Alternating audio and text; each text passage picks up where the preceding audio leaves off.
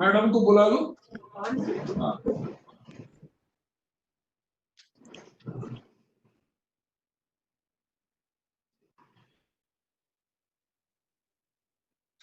Good morning, ladies and gentlemen. Today's program is on release of analysis of quality annual quality assurance report of Nagaland, Sikkim, and Tripura by Sri Tathagat Rai, Honorable Governor of Meghalaya. Our program will go like this: 11:58, arrival of dignitaries on the dais. Then 11:59, we have national anthem. 12 to 12:05, introduction and welcome address by Professor S.C. Sharma, Director NAAC. 12:06 to 12:16, address by Professor Bhushan Patwardhan, Vice Chairman, UGC. Then 12:17, 12:20, release of reports by Honorable Governor. 12:21 to 12:56, address by Honorable Governor on reflections of higher education scenario post-COVID-19. 12:57 to 1:12, we will have question and answer session. Then vote of thanks by myself. I am Professor Amiya Kumar Rath, Advisor NAAC. Then we have national anthem.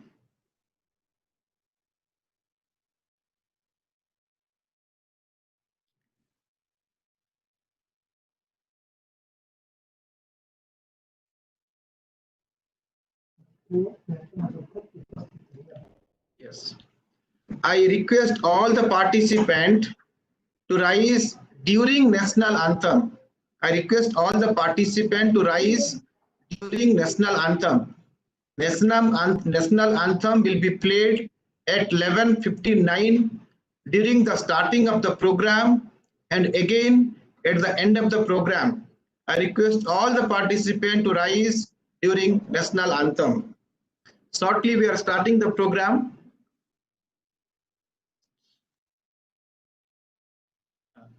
Because program is also live on YouTube and Twitter. The program is live on YouTube and Twitter. More than 15,000 participants, vice chancellors, director IQAC, principals, and professors, and all academicians are present in this particular presentations. I request all of you to switch off your mobile phones or put it in the silent mode so that there will not be any disturbances.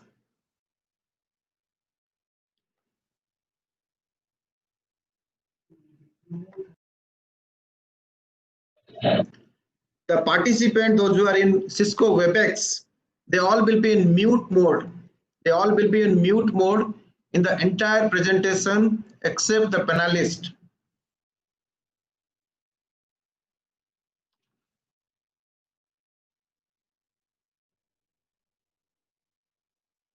The panelist, we have our Honorable Governor of Meghalaya, Sri Tathagat Rai ji. Then we have our Director NAAC, Professor S.C. Sharma. Then we have Vice Chairman UGC, Professor Bhushan Patwardhan. I'm Professor Amiya Kumar Rath, and then Professor Srikant Swami.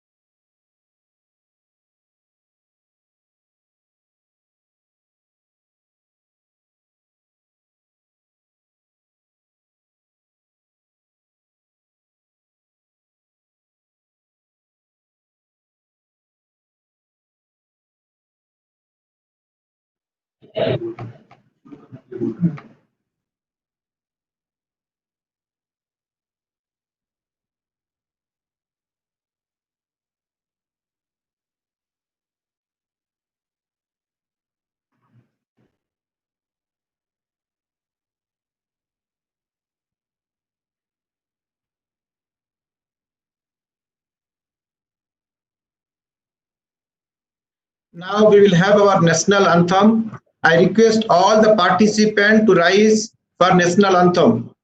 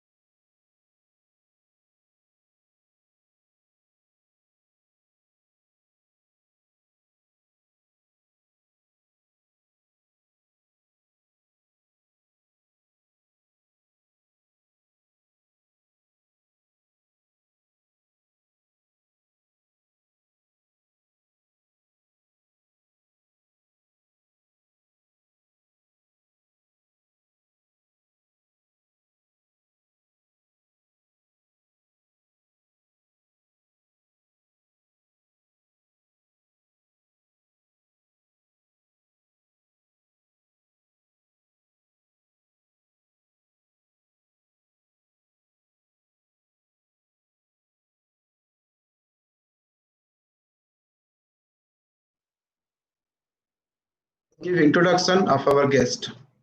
Sir, please. Good afternoon to one and all. Ladies and gentlemen, व्याधिभिर पण्ड्यते नैव चोरेणापि न नीयते दाने नैव क्षयं याति विद्यारत्नं महद्दनम्. The bhavartha of this subhashita is the gem called knowledge cannot be parted amongst brothers, associates by making it into pieces. It cannot be snatched by thieves. It will not get drained if it is disseminated. Hence, the knowledge gem is considered as greatest asset in the world. It is my privilege to introduce Professor Tathagat Roy ji, Honorable Governor of Meghalaya, a distinguished academician, civil engineer, administrator, legal expert, prolific writer, moreover, a visionary with humanitarian persona. After his VRS from Indian Railways in 1990, he joined as professor at Jadavpur University. He is a former board of governors of TTI, Calcutta, He is a fellow of Institution of Engineers and life member of Indian Council for Arbitration. Being an ardent Swayam Sevak, after his government service, plunged into politics by joining BJP and became its state president of West Bengal. Meanwhile, during 2014, he had ties with Lok Sabha elections. On 12th May 2015, he was appointed as governor of Tripura and later he was transferred and appointed governor of Meghalaya on 25th August 2018. Honorable Governor has been felicitated as an eminent engineering personality by the Institution of Engineers India during 2015. He was conferred on with honoris causa by Sri JJT University Rajasthan during 16 and honoris causa by National Institute of Technology Tripura during November 2016. Honorable Governor has authored several books both in English and Hindi, Bengali on subjects to socio-political issues. My people uprooted the exodus of Hindus from East Pakistan and Bangladesh and Shyama Prasad Mukherjee Life and Times, which has been translated into Hindi as Apratim Nayak, Dr. Shyama Prasad Mukherjee. Sir, I wholeheartedly welcome you. Our guest of honor, Professor Bhushan Patwardhan ji, is Vice Chairman of UGC. Namaskar, sir. Basically, he is a passionate biomedical scientist and fellow of National Academy of Sciences and National Academy of Medical Sciences. Earlier, he was professor and director, Interdisciplinary School of Health Sciences at Savitribai Phule University. He is a member of important national committees and apex bodies, with UGC, of course, is the vice chairman, AICTE, Council for Scientific and Industrial Research, Science and Engineering Research Board, DST, and so on. Professor Bhushan Patwardhan ji has worked on several policy-making bodies with task forces of Knowledge Commission, Planning Commission, and also consultant at WHO Geneva. Apart from this, he is editor-in-chief of Journal of Ayurveda and Integrative Medicine, published by Elsevier and other reputed journals. Professor Bhushan Patwardhan ji is recipient of many awards and accolades. To name a few, Sir Ramnath Chopra Oration, Waldemar Akman Oration, Dr. Dwarkanath Oration, Dr. P.K. Devi Oration, Kerala University Oration, and several others.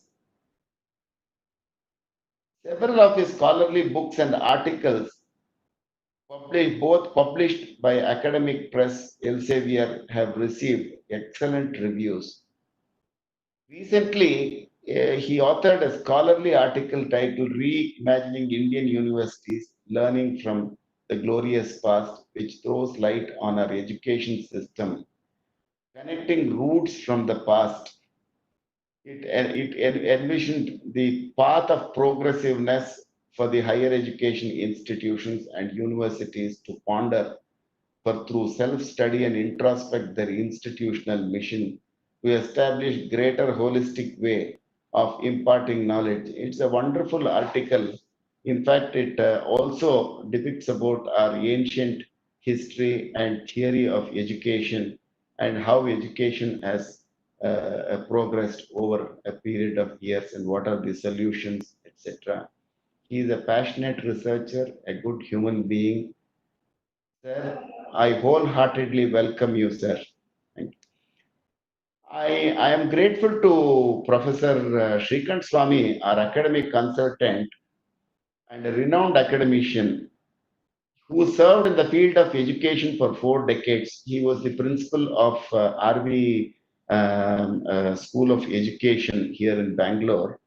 And he has done a lot of work for the Asim Premji Foundation and several of the other foundations, etc. And he is mainly responsible in bringing out this book. Of course, major part of the writing he has done. And I also thank Dr. Wahidul Hassan for his encouragement and help rendered during this process. I must thank Dr. Amay Kumar, Dr. Amay Kumar, who is a professor of computer science and engineering from Veera Surendra Sai University, Orissa. He has come on deputation and changed the scenario and efficiently supported by Dr. Samuel. I must be grateful to all my colleagues and one and all, and of course for the administrative and logistic help, our Mr. Chandrasekhar ji, academic consultant. And I welcome all of you. Thank you very much. Namaskar.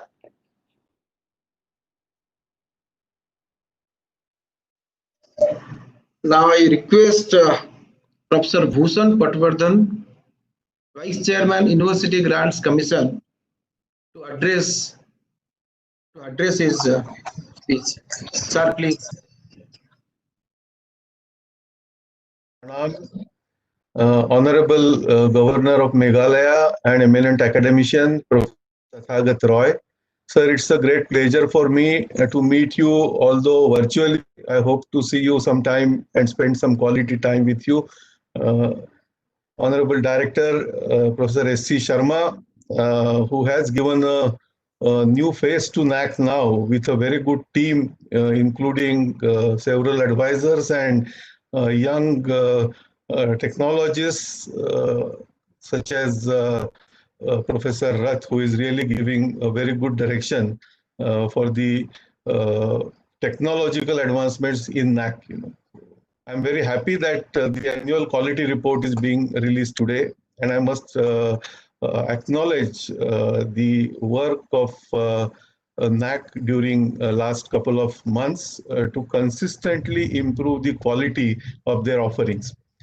If you look at last 1 year, 1.5 years, NAAC has produced several documents which are very, very important and useful for the higher education. This also includes various new guidances that NAAC has come out with. And NAAC has started also hand-holding various institutions by training workshops and by creating a lot of awareness, because we know that the outreach of NAAC has to be improved and many more colleges and universities have to be brought in. UGC has started a scheme called Paramarsh, and I'm happy to see the progress of NAAC during these years. Having said that, I'm so impressed to look at the title. I will, of course, listen to Honorable Governor, but the title of his talk itself is very, very intriguing. So his reflections on higher education, I look forward to hear more. My reflections, sir, as Professor Sharma has mentioned, we have just written an article on reimagining Indian universities. And I will send you a copy of that separately and would like to discuss that with you. I think our current education system, we are still trapped with the British mindset and colonial mindset, and the purpose of the education, which is very important, rediscover that purpose of education, because today our purpose has remained the same what was deliberated or articulated by Macaulay. We have not changed that purpose. So our entire system still follows that Macaulayan model. English dominance, the local languages are ignored, and we are really finding it very difficult to understand our own culture, our own history. If Indian students don't know their own culture and our history, forget about what discipline they are, the basic value systems, So these are the components which are missing currently in our overall system. And I think UGC has started doing some efforts in this direction by bringing quality mandate. Quality mandate has 10 verticals. And these 10 verticals actually address to starting from faculty development program to improving quality of research. I'm happy to tell you that we have come out with many new research schemes such as STRIDE, and also new initiatives such as CARE, which try to really improve the quality of our research as well as improve the quality of our teaching. Just today, our article has been published in EPW, in which we are talking about new ways of measuring the access to education. GER, or gross enrollment ratio, which we used to be banking upon, we are saying that that is not the right indicator for India, and we are proposing a new indicator called eligible enrollment ratio, details of which are available in the recently published article, just today published article. And the essence of that is, while increasing GER is important, creating hollow GER is detrimental, because if increasing GER is leading to lowering our employment rate, we have to look back and see what exactly we are doing. So there are several challenges in education system we are facing today, and we hope that our past experiences, our past legacy, our roots, our knowledge systems, the 14 Vidya, 14 Vidya and 64 Kala, we have to get reflections of these knowledge systems in our own education. And I think if we are able to do that, we will be able to create our own identity globally and rediscover the legacy which we had during the Nalanda and Takshashila time. And I'm sure that the advice and inspiration as well as guidance from scholars such as Professor Tathagat Roy will go a very, very long way. I look forward to his address and wish the event very, very all the best. Namaskar. Thank you very much, sir. Now I request Sri Tathagat Rai, Honorable Governor of Meghalaya, to release the analysis of Annual Quality Assurance Report AQAR of Nagaland, Sikkim and Tripura. Sir, please.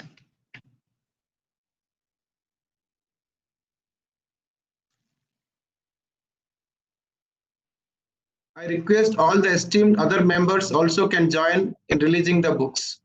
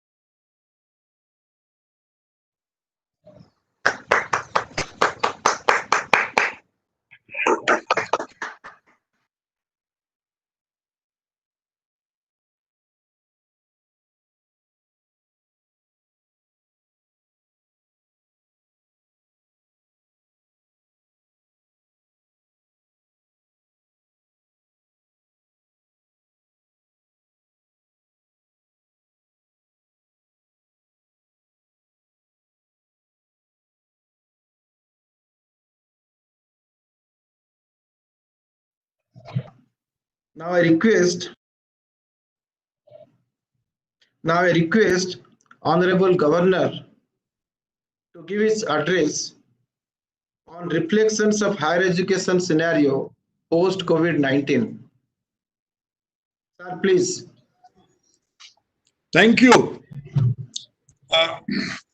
Director of NAAC, Sri S.C. Sharma, Vice Chairman of UGC, Sri Bhushan Patwardhan,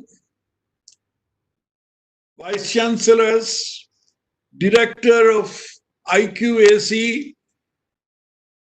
Sri Amya Kumar Rath, Principals, Professors, NAAC officers, staff, all academicians across the country, and ladies and gentlemen,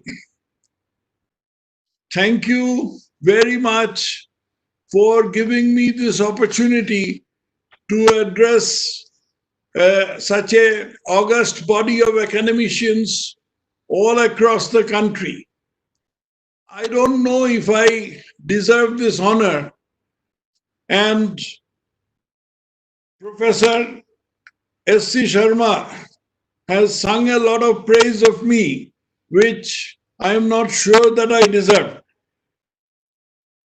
A few things I would, however, like to add to what he had said, that my having worked in the Indian Railways for 23 years and thereafter having switched to academics and taught in Jadavpur University for 20 years in an engineering subject had equipped me in a very interesting way, that I had exposure or involvement in the teaching of engineering as well as in the employment or in the utilization of the products of my labor, namely my students. So that way, perhaps I am somewhat uniquely involved or uniquely qualified. Apart from that, I do not claim any other qualifications. And what Professor Sharma has said about me, quite a lot of it, I suppose, is exaggeration. Now, before I go on to the subject of the talk, I am tempted to make a few comments on what Professor Patwardhan had said. Very interesting and very sage remarks, with which I agree entirely. As a matter of fact, this is a thing that had agitated my mind several times, and I had tried to bring it to the notice of not only academicians in the country, but to educational administrators, particularly in the Ministry of HRD. I am sure that they have taken note of what I had said, and something must be in the process, but it has not come out in the open yet. And therefore, I think I ought to bear my thoughts before this August gathering. See, let us take the field of literature in which all of us can participate. See, I come from the state of West Bengal. Now, in West Bengal, if you just corner a person who has done literature in any subject, English, Bengali, Hindi, or whatever, in any subject, a fairly accomplished academic person, and you ask him, have you heard of Shakespeare? He would say, of course. And have you heard of Shelley? He'd say, of course. I have read Shelley, I have read Shakespeare, I have read Keats. Now, supposing I ask him, have you heard of Fakirmohan Senapati? He would not be able to answer. My bet is that he would not be able to answer. Then if I ask him, have you heard of Fanishwarnath Renu? He wouldn't be able to answer. Have you heard of the poet Lakshminath Bejbarua? He wouldn't be able to answer. But who are these three gentlemen? Fakirmohan Senapati, Fanishwarnath Renu, and Lakshminath Bejbarua. These are literatures from the three provinces, from three states, which are neighbors of West Bengal. Fakirmohan Senapati from Odisha, Fanishwarnath Renu from Bihar, and Lakshminath Bejbarua from Assam. Now, our system, this system which is imposed by Macaulay, about which Professor Patwardhan very correctly and justifiably remarked, equips us to know something that was written by the literatures of some place some 10,000 kilometers away, but we don't know about the literatures of the states which abut our state. Now that cannot be a healthy situation, and we've got to change it. Something very drastic has got to be done to correct this situation. It is necessary, more necessary, for people of any state to know about the contributions, about the prominent literatures, scientists, men of letters, other states of India, rather than those of England or United States or even Latin America. West Bengal, a highly left-oriented state, whole lot of people have heard of Pablo Neruda. Imagine people having heard of Pablo Neruda and not having heard of Lakshminath Besbarua. I think that is a shame. Now let us come to the subject that I have been asked to speak on. That is to say,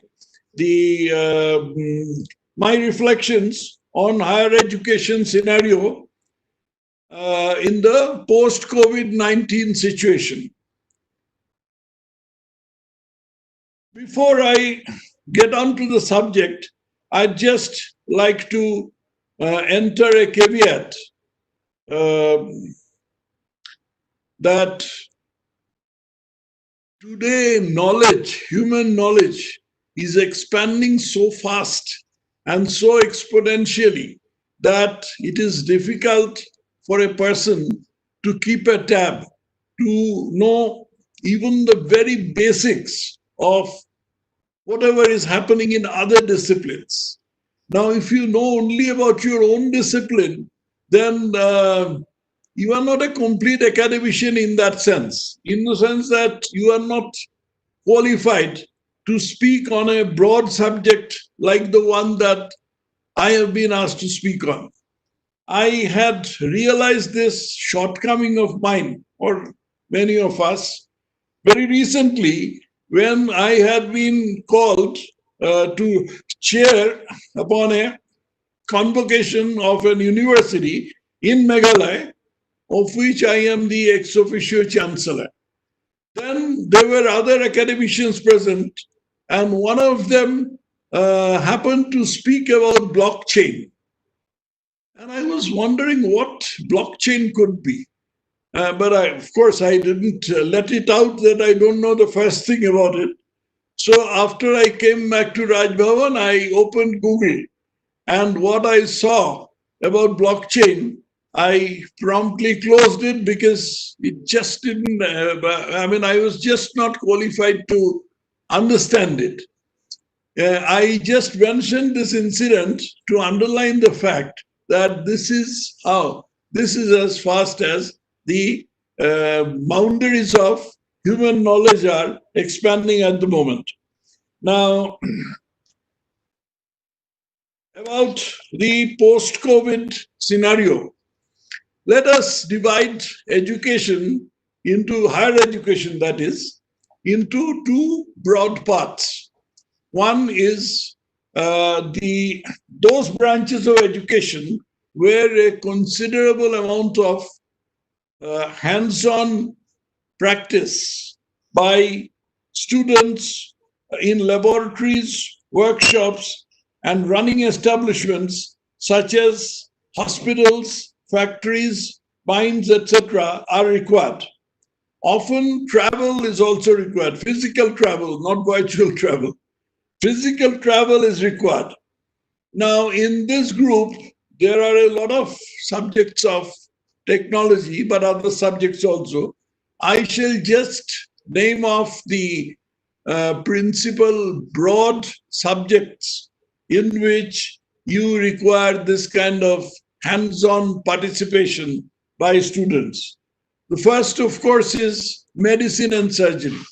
You cannot have medicine and surgery taught anywhere without being attached to a hospital. Veterinary sciences, more or less the same thing. Then core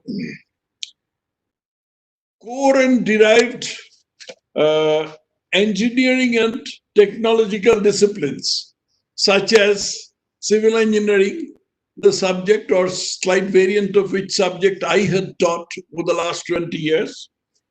mechanical engineering, electrical engineering, electronics engineering, mining engineering, aeronautical engineering, agricultural engineering, environmental engineering, marine engineering, automobile engineering, metallurgy, hydraulic engineering, and computer hardware.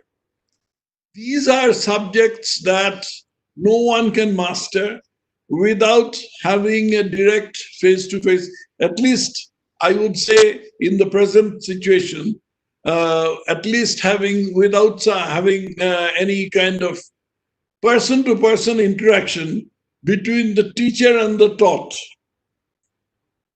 To this category, I would also add basic sciences like physics, chemistry, geology, life sciences, anthropology, etc.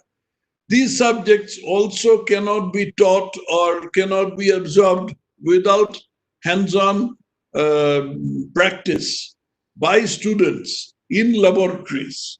Now, this is the first this is one category.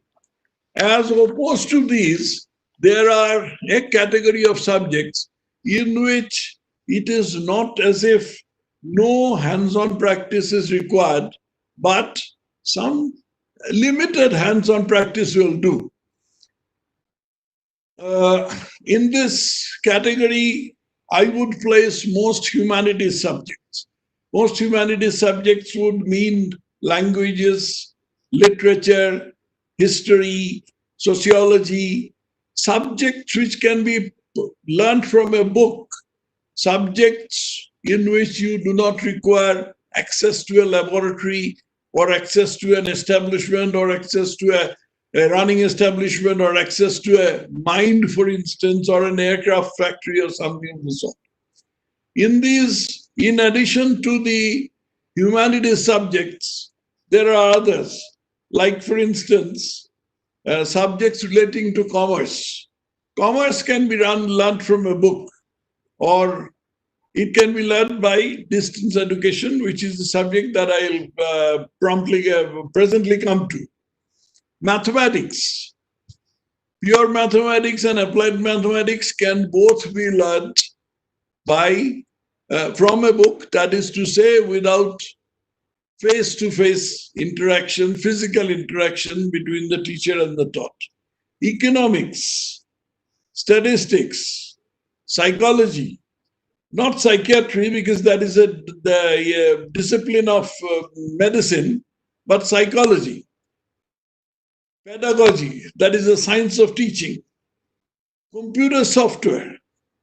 Computer software requires access to a laboratory, but that laboratory is not very expensive to the extent that it is more or less in this category. I would say it is more or less in this category, although it requires some laboratory practice as compared to other subjects like the humanities subjects or commerce subjects.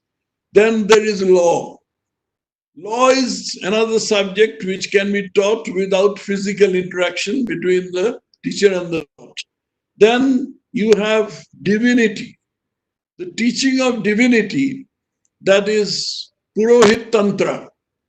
This is not seriously taught in our country. It ought to be taught. I personally think it ought to be taught.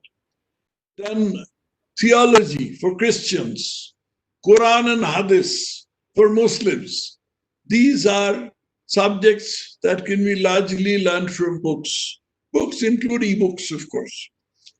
Now, for the first category, the teacher and the taught have to come to face-to-face contact. And the theoretical part can be dealt like the second group, but then the theoretical part is a relatively small part of it. In the second category, as opposed to that, there is very limited interaction required, and very considerable amount of knowledge can pass from the teacher to the taught without any kind of physical contact or anything hands-on. The non-interactive part can be handled online. like video conferencing or what I am doing just now.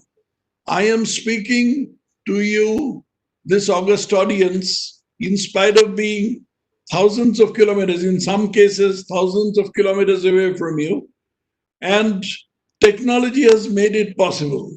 Now, this technology is an extremely highly evolving technology. And as we progress from year to year, even from month to month, this thing will improve. So much so that after some time, it might be possible to impart this without physical contact in perhaps 3 dimensions. I'm just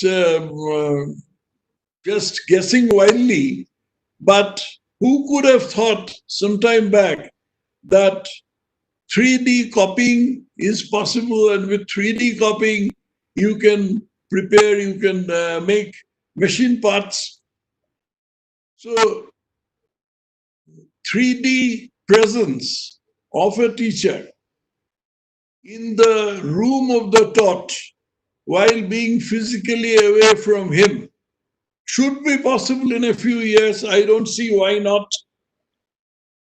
And this, in subjects of the second category, would be almost as effective, no less effective than face-to-face teaching. Whether it can completely replace face-to-face teaching or not is a different question. After all, when I am sitting with my fellow students and I am seeing my teacher on a rostrum and he is talking to me, it creates certain feelings in one which cannot be entirely understood by simply trying to transmit it through some electronic medium. But the quality of transmission, as I said a little while back, will improve. And as it improves, it will come closer and closer to a teacher standing on a rostrum. Now, whether it will amount to almost the same thing is something which we shall have to see in the coming years. Now, with the existing educational infrastructure, the time slots of interaction between the teacher and the taught can be staggered suitably with a view to optimize the use of the infrastructure. This is the crux of my reflection. You see, I have divided the subjects into 2 groups. In the first group, I have put subjects which will require considerable hands-on work. In the second category, I have put subjects which will require a minimum of hands-on work, but it won't be possible totally without it, because some interaction is bound to be necessary. So with these things, we have educational infrastructure, we have a college building or an university building, we have administrative staff for the college and the university, we have various other paraphernalia, we have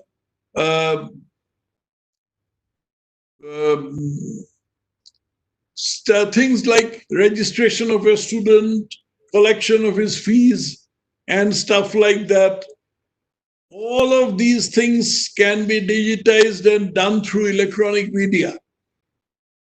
And the imparting of teaching through this media can be optimized within the existing infrastructure in such a way that the infrastructure can be used to the maximum extent. Much greater juice can be squeezed out of the infrastructure. And the bulk of the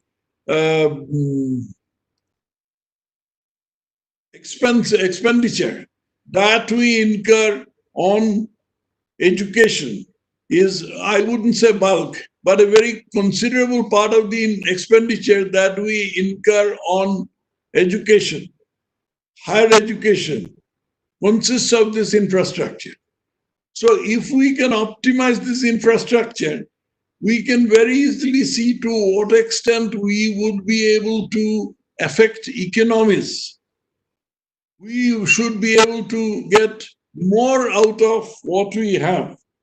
And a much larger number of students can be taken, because in taking students under an existing infrastructure and arranging for their face-to-face teaching, we would be limited by the size of our infrastructure. But here the size becomes irrelevant. With the same setup, just with a few more computers and a system of and a technology, we should be able to teach twice the number of students, 3 times the number of students. So to that extent, the teaching can be made much more widespread, and at the same time, the best possible teachers in the country can be put to use in imparting the knowledge, so that to that extent the students are benefited. This is not going to be as easy as it might look at first sight. There are several pitfalls that are immediately coming to my mind as I say these words, and I shall try to share them with you. Examinations, for one thing. Sorry. Examinations covering paper setting, moderating, conducting, and appraisal will have to be thoroughly reformatted. And these will have to be done with the necessary kind of confidentiality. We already have open book examinations in our country. These open book examinations can be made more popular, but with open book examinations, the students would be handicapped to the extent that they wouldn't know what book to consult when answering. And even if they know, they may not have that book physically with them. So they may have to access that book online, and that will mean time. How exactly that examination can be conducted is not a thing that I can easily conceive of right now.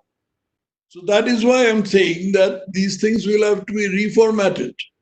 We have to think, we have to do really out of the box thinking with these different facets of educational technology. Then there is a problem of the gearing of examinations. By gearing of examinations, I mean that, the school leaving certificate is geared to the admission tests or admission processes of higher institutions. So if we optimize the infrastructure in such a way that the school leaving certificates, school leaving examinations take place in August in a given year, and the admission process takes place in, say, June in that year, then it is of no use, because the students will have to wait for 10 months to get admission. This is certainly not satisfactory.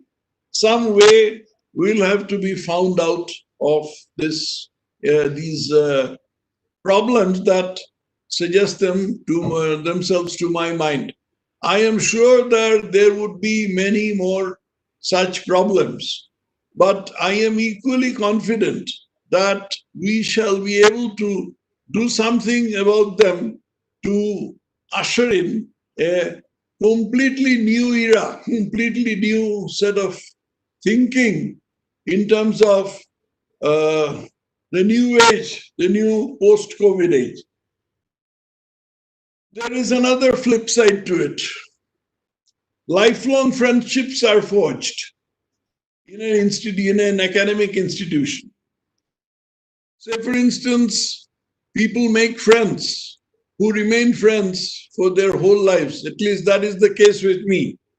And they enjoy themselves hugely with being with these friends.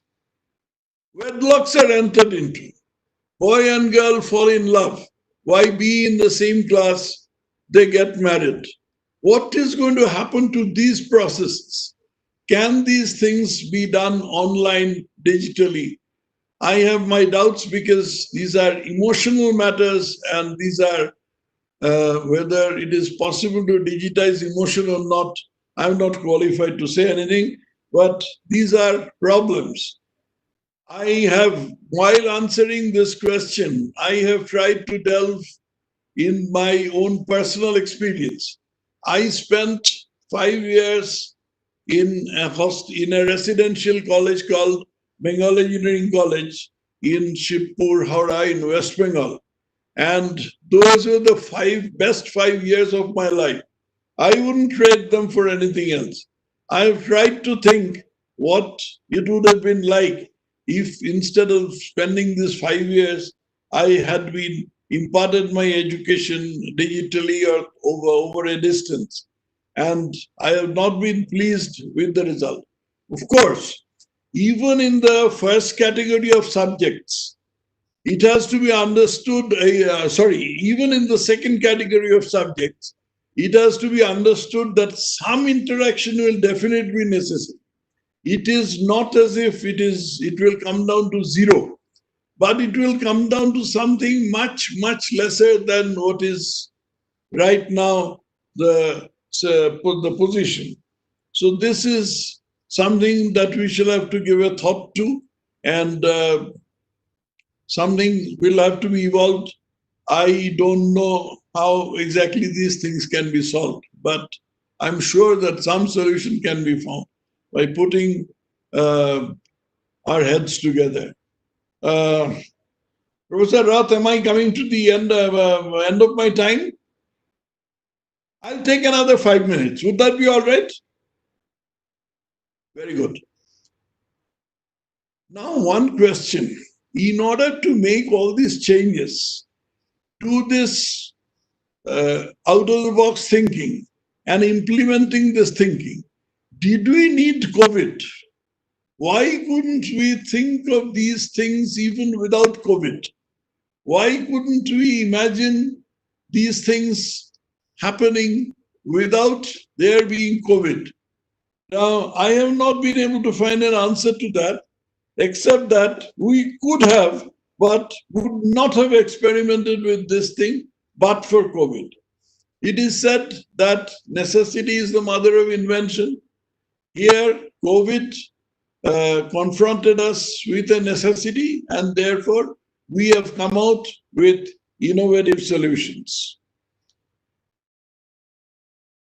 There is a lesson in it. Some good always emerges out of some bad. COVID was unadulterated bad luck. But out of that, if we come out with a novel system of education, as I have been trying to imagine over the last half an hour, then that will be something to come, something good coming out. I am also reminded of shloka from Vrihadaranyaka Upanishad, where it is said, Asato ma sadgamaya, tamaso ma jyotirgamaya, mritor ma amritam gamaya, om shanti, om shanti, om shanti. One who recites these mantras realizes that such things are full of holes.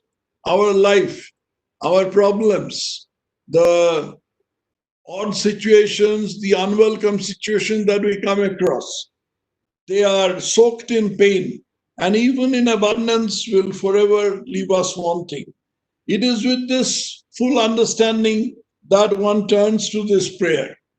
The essence of each of these three mantras is the same. O Guru, help me free myself from my sundry misunderstandings regarding myself, the universe, and God, and bless me with true knowledge. We, as mere mortals, may not have true knowledge, but we can strive towards true knowledge. Thank you, ladies and gentlemen, for having given me the opportunity to lay these thoughts before you. And with these words, I conclude. Namaskar. Thank you. Thank you. Thank you, sir. Thank you. What a brilliant presentation. Very good. Sir, we have question answer session now. We have received, there are more than 15,000 academicians are participating in this webinar from Kashmir to Kanyakumari, and particularly from the state of Northeastern. Sir, we have received a lot of questions from different academicians. We have selected some questions by your views and guidance, sir. Sir, let me read out the questions. Shall I read out the questions, sir? Yes, please, please. All the alternate technology that is relied upon for this distress situation is online classes and examinations. In this rugged terrain like that of the Northeast, where internet reliability is too less, how do we manage the situation?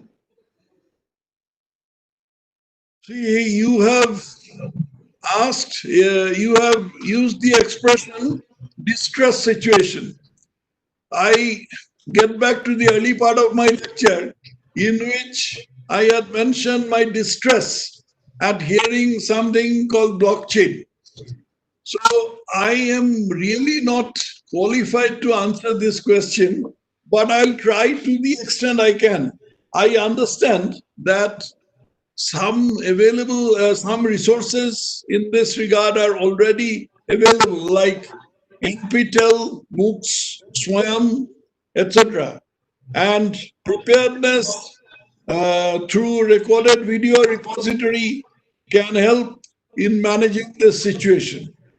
In terms of relay, the insinuations may explore with local cable channels or institute radio channels covering the frequency of their district so that this can plan for live relay of common classes. This is absolutely outside my discipline, and I frankly, if you ask me another question, a supplementary on this, I won't be able to answer. So here I stop.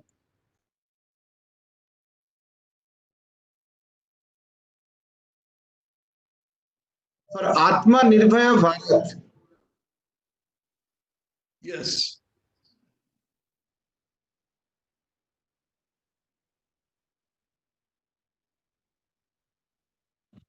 Kindly What about Nirbhar Bharat?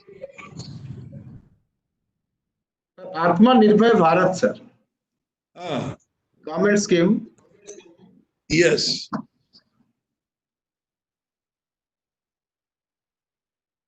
See, Atmanirbhar Bharat is a concept which has just been floated by our Prime Minister.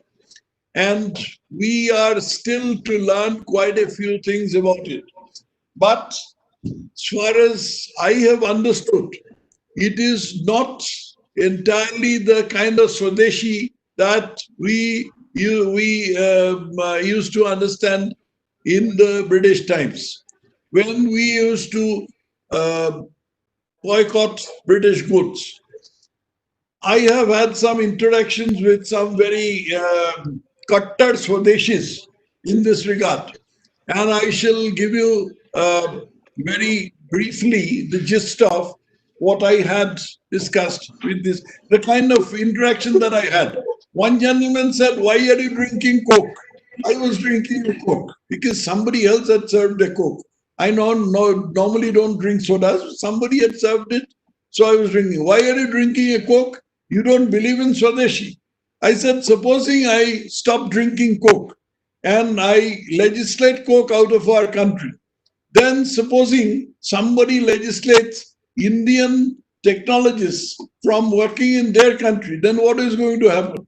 Then the gentleman said, Hone do, kya jata hai? Then I said, no, it is not that simple.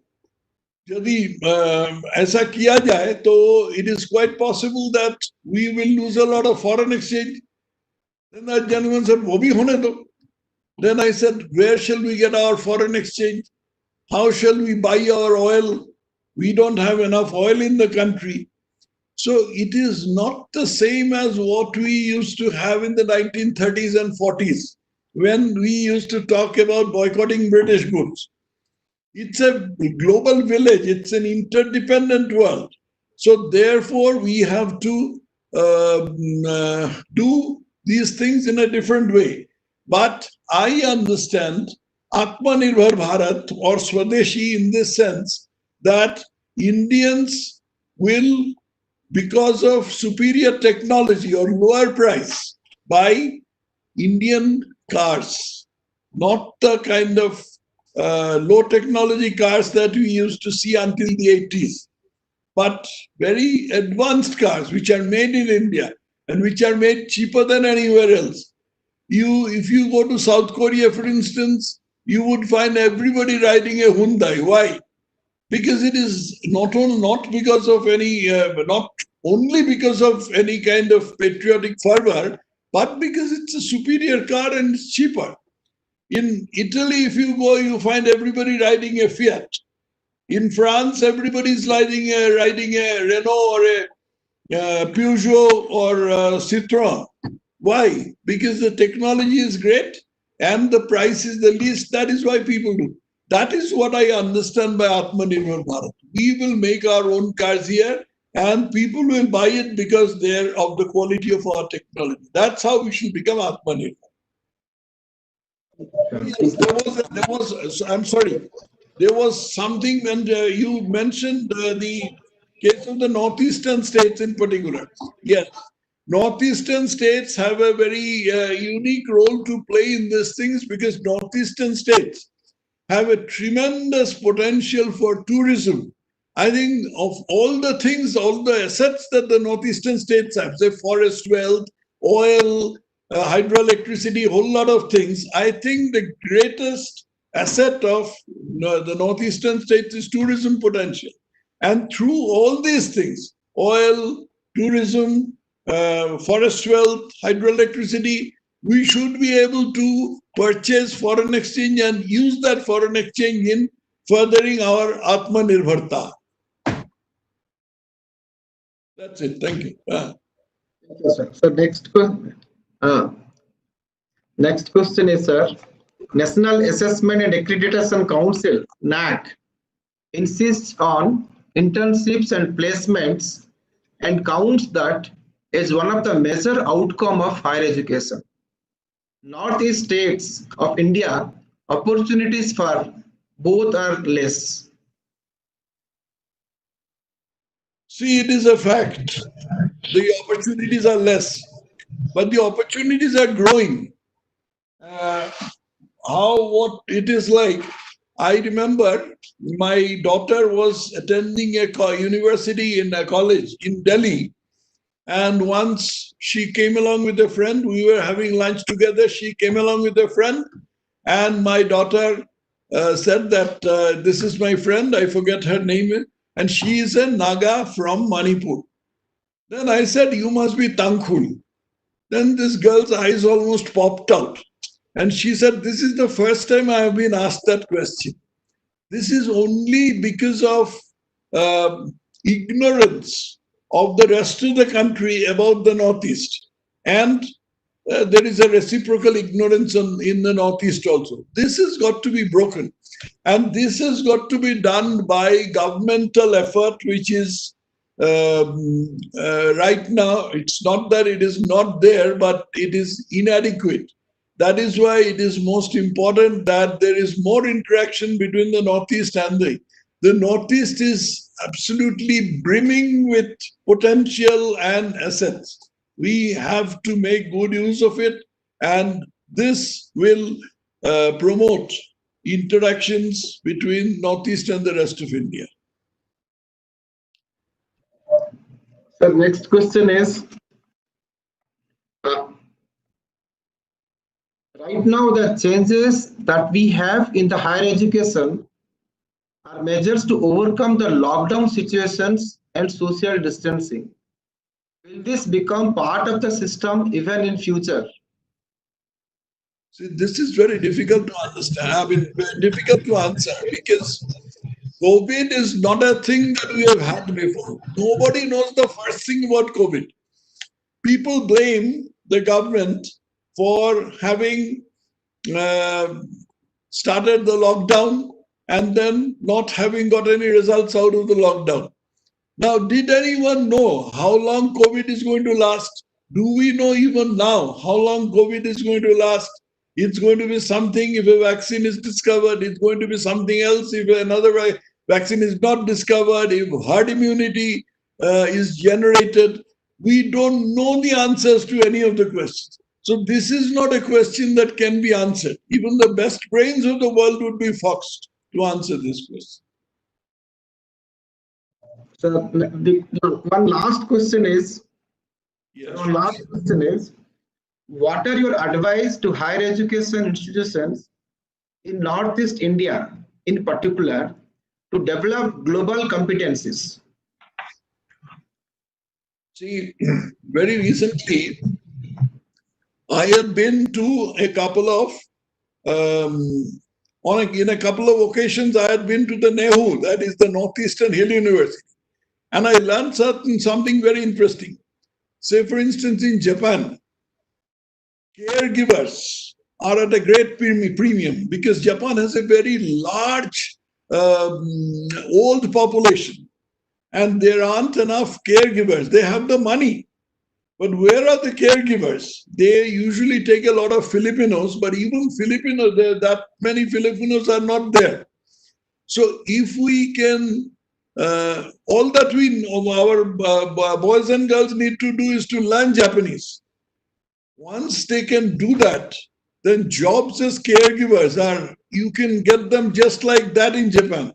I have been told that by people in the university. And the interesting thing is that the Japanese people, they prefer people from Northeast because the food habits are the same. They look a little bit like the Japanese, and somehow the Japanese have an idea that they would be better suited to the situation. So that is one of the things that I would recommend, that language training, particularly Japanese, Korean, these languages, if students from the Northeast, they try to master these languages, it would be a great help and a huge employment generator. So this is end of question answer session. Right. Now, I will propose the formal vote of thanks. Respected professors, I deem it a duty to propose vote of thanks for all those who are responsible for the success of this webinar. I express my sincere thanks to His Excellency Sri Tathagat Rai, Honorable Governor of Meghalaya, for releasing the annual quality assurance reports of Nagaland, Sikkim, and Tripura.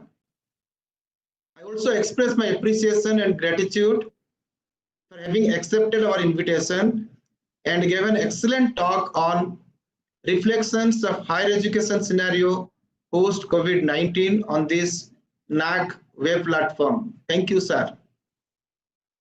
It is also my privilege to thank Professor Bhushan Patwardhan, Vice Chairman, University Grants Commission, New Delhi, for sharing his thoughts on education as our guest of honor. I thank our beloved director, Professor S.C. Sharma, who is always a source of inspiration for all of us. His leadership made all of us to commit and work with the team spirit. I thank him all for his support and guidance. Many professors, vice chancellors, and academicians from various parts of the country have participated and witnessed this significant event. I thank you all. Last but not least, it's my duty to appreciate and thank Dr. Srikant Swami and Dr. Vaidul Asan for their initiatives and involvement in bringing out these publications. I thank all my officers of NAAC and my ICT team in making this webinar a memorable one. Once again, I thank all the participants in YouTube and Twitter. I thank the NIC team from Meghalaya and ABC, Governor's Office. I thank all of you. Thank you, sir.